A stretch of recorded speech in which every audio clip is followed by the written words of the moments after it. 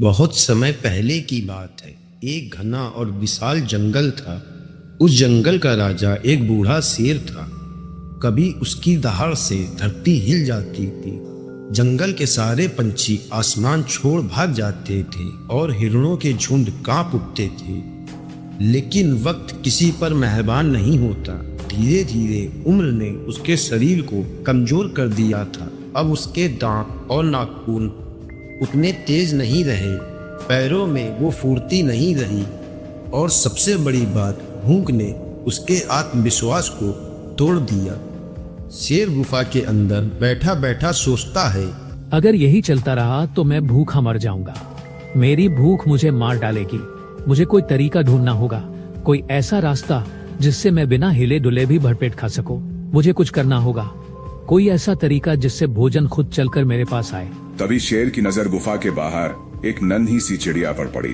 चिड़िया फुदक फुदक कर गा रही थी, मानो पूरी जंगल की खामोशी को तोड़ रही हो। शेर ने आश्चर्य से उसकी ओर देखा। तभी उसके दिमाग में एक चालाक विचार आया। उसने बीमार होने का नाटक किया। उसने जंगल की सबसे भोली चिड़िया को पास बुलाया।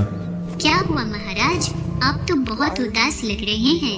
ए नन्ही चिड़िया, जरा पास तो आओ। मेरी तबीयत बहुत खराब है। मैं बस कुछ ही दिनों का मेहमान हूँ। क्या तुम पूरे जंगल में यह खबर फैला सकती हो कि मैं सबसे आखिरी बार मिलना चाहता हूँ? नन्ही, मेरी सांसें जवाब दे रही हैं। अब मैं ज्यादा दिनों का मेहमान नहीं हूँ। बस एक आखिरी इच्छा है कि मैं अपने सभी दोस्तों से मिलकर उन्हें विदा कह सकूं। क्या तुम मेरी इस इच्छा को पूरा करोगी? भोली चिड़िया शेर की चालाकी समझ नहीं पाई। वह तुरंत उड़कर पूरे जंगल में घूमी और सबको खबर दे दी। राजा साहब बहुत बीमार हैं, आखिरी बार सबको बुला रहे हैं और कह रहे हैं मुझे सबको आखिरी बार देखना है। जानवरों ने यह सुना तो वे बड़े दुखी हो गए। हमारे राजा की हालत इतनी खराब हो गई। हिरण ने अपने साथी से पूछा, मुझे तो उनसे मिलने जाना होगा। भालू ने अपनी चिंता जताई और बस एक एक करके जानवर शेर से मिलने उसकी गुफा की ओर चल पड़े। अजीब बात यह थी कि जो भी अंदर गया कभी लौटकर वापस नहीं आया।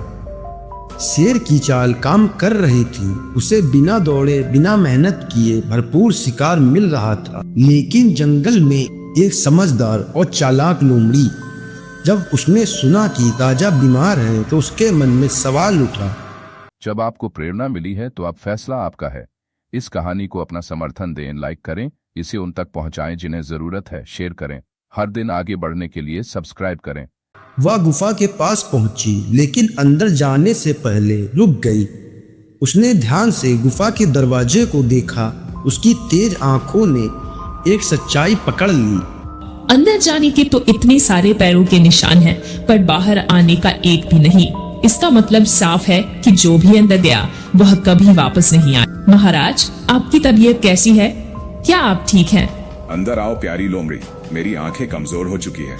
महाराज, मैं आपको बाहर से ही प्रणाम करती हूँ। इतना कहकर लोमड़ी पलटकर जंगल की तरफ भाग गई और पूरे जंगल के जानवरों को ये सच्चाई बता दी। दोस्तों, ये कहानी सिर्फ जंगल की नहीं है, ये हमारी जिंदगी का आईना है। जिंदगी में भी हमें कई लोग ऐसे मिलेंगे जो मीठी बातों में हमें फंसाने की कोशिश करेंगे। वे हमें ऐसे रास्ते पर ले जाएंगे जो दिखने में आसान लगते हैं, लेकिन जिससे वापस लौटना नामुमकिन हो जाता है।